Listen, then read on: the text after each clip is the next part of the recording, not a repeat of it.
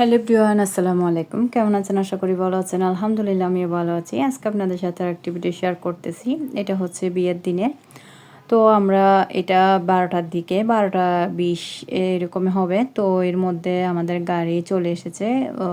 এই তো দেখতে পাচ্ছেন সবাই রেডি হয়ে ঠিক টাইমেই আমরা নিচে নেমে এসেছি। আমাদেরকে একদিন আগে বলেছে আমাদের গাড়িটা কয়টায় আসবে। তো সেই অনুযায়ী সবাই দেখতে পাচ্ছেন আমরা একসাথে রেডি হয়ে যাচ্ছি। তো পরিবারের সবাই একসাথে মিলে যাচ্ছে। আর এদিকে দেখতে পাচ্ছেন আমার মেয়ে অনেক রাগারাগি করতেছে, ও পুতুলটা নেবে। দেখা যায় ও কোথাও গেলে হঠাৎ করে বাহানা করে ও পুতুল নেবে, ডল ছাড়াও যাবে না, এরকমই করতে থাকে। তো অনেক কষ্ট করে বুঝিয়ে ওকে এটা রেখে আসছি। তো এটা রাখার পর নরমালে এটা আসলে আসার পরও বারবার বলতেছে আমার ডল কোথায়, আমার ডল কোথায়, এরকম বলতেছে। তো এখানে যেহেতু আমাদের বাসায় বাচ্চা বড় সবাই মাশাআল্লাহ মানুষ অনেকজন আছে, তো সবাইকে মিলে সুন্দর করে গাড়ি সেটিং করে আমরা এই তো দেখতে পাচ্ছেন চলে আসলাম বিয়েতে।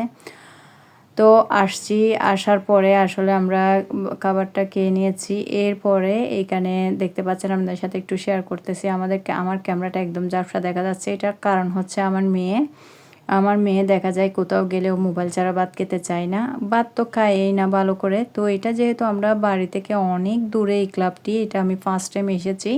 আর এত দূরে হয়তোবা জানলে আমি আসতাম না, অনেক দূরে।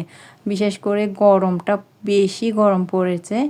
আর যেহেতু বাচ্চারাও আসলে অনেক কষ্ট পেয়েছে গরমের কারণে। তো সেজন্য আর এখানে খাবারের আইটেমও অনেক কিছু করা হয়েছে। রুই মাছ, তারপর রূপচাঁদা মাছ, মুরগির চিকেন করেছে, তারপর বোনা, ডাল, সবজি, খাবারের পরে জর্দা ভাত, তারপর 7 আপ, এগুলো সব কিছুই ছিল। খাবার-দাবার সব কিছু ঠিকঠাক ছিল। তো দেখা যাচ্ছে আমার মেয়ে মোবাইল ছাড়া ভাত খেতে চাচ্ছে না, আর ও কান্না করতেছে মোবাইলটা লাগবে। আর ওর হাতের একদম ধরার পর মোবাইলের ক্যামেরাটা একদম ঝাপসা করে রাখছে, সেই কারণে ক্লিয়ার করে দেখা যাচ্ছে না সব কিছু।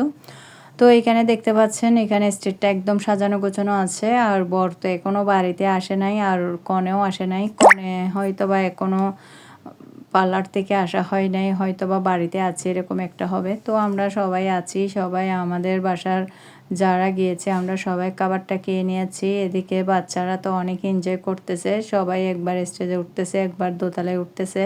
এই ক্লাবটি যেহেতু দোতলায়, তো দোতলায় খুব একটা মানুষ নাই, কম, সবাই নিরিবিলি একদম নর্মালে বসে আছে।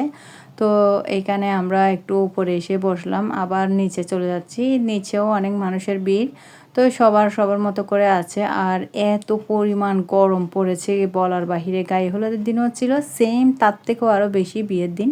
গায়ে হলুদ দিনেরটা খুব একটা বেশি লাগে নাই, কারণ রাতে যেহেতু গিয়েছি, আর বিয়ে তো অনেক দূরে। তো দেখতে পাচ্ছেন এখানে বাচ্চাদের অনেক খারাপ অবস্থা, আসলে এগুলা বলার বাহিরে। তো আমরা এখন চলে আসতেছি। তো আমাদের যেতে আর আসার সময় যে সময়টা গিয়েছে আমরা তার অর্ধেক সময়ও ক্লাবে ছিলাম না, এত পরিমাণ গরম লাগতেছে, ফ্যান চলতেছে তারপরও গরম লাগতেছে। আমরা এখন এখানে এসেছি, এখান থেকে আমরা সুন্দর করে গাড়ি করে বাসায় চলে আসব। তো এখানে দেখতে পাচ্ছেন বর যাচ্ছে, যাওয়ার আগে সব কিছু গুছিয়ে নিচ্ছে, আর ক্যামেরাম্যানরা আছে একটু ফটোশ্যুট করে নিচ্ছে। তো আমাদের বাসার সবাই আমরা এখানে আছি, আমরা সুন্দর করে গাড়ি নিয়ে আবার বাসায় চলে আসব।